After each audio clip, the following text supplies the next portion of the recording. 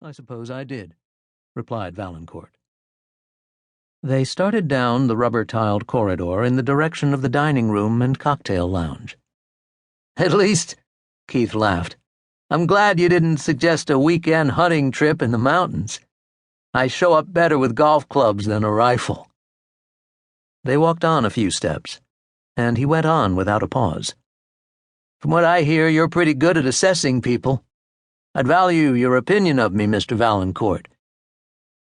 "Do you think I've had a proper chance to form one, Keith?" "Some men in your spot would have formed one right off, even before they met the poor guy." "And what do you think of me?" asked Vallancourt. "You're Nancy's father. That's good enough for me."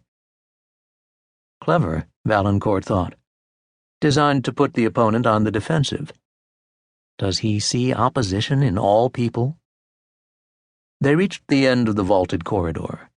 Wide doors ahead swung into the dining room and bar. An archway to their left, fringed with ivy, led onto the terrace. Faint sounds of people drifted to them. Keith paused, looking through the arch at the sun outside. "I get the message, Mr. Vallancourt, in your silence." "Keith," Vallancourt said quietly, "aren't you jumping to conclusions?" "How come?" "Aren't you actually anticipating that I'm set on forming a negative opinion of you? The contrary is true." "I know Nancy is all you have, Mr. Vallancourt. How close you two have been." "It was my job to bring her up, Keith. Her mother died when Nancy was very young." "More than just a job. Lots of men would have parked her in a school and let it go at that. But all those years in Cairo, Rome, Athens, you kept her with you." "They were wonderful years." Vallancourt sighed. "If the Secretary of State or the President need you, you'll go again. You always have. Only this time without Nancy. That must be a grim prospect." "You're a perceptive young man, Keith, but you're wrong about that." "I see," Keith said slowly. "You're glad to see her grown up." Vallancourt smiled again.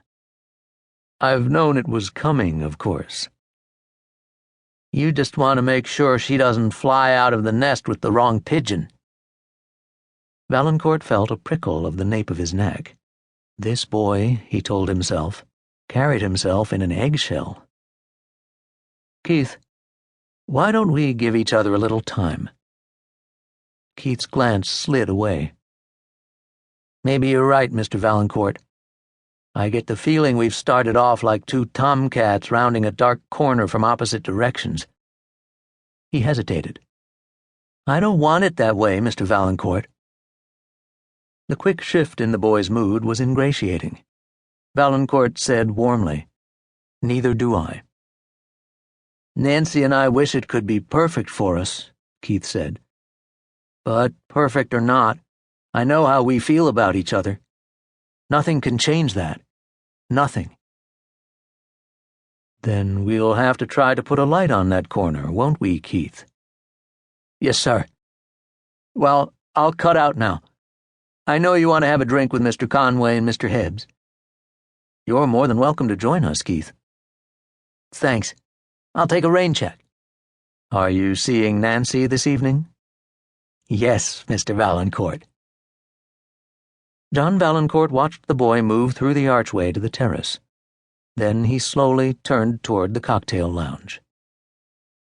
Howard Conway and Ralph Hibbs were at a table near the floor-to-ceiling windows. Vallancourt had little trouble spotting them. Few people were in the lounge. Most had sought the terrace in the perfect weather. A promise of summer was in the air. With gestures, Conway was talking golf. Hibbs nodded morosely. He had had a miserable time of it from the first tee. They glanced up as Vallancourt approached the table. Conway lifted his drink. "The old girl inveigle you into addressing the Thursday Literary Society?" "Not quite." "Buffoon like that, calling you across the terrace? It would bug me."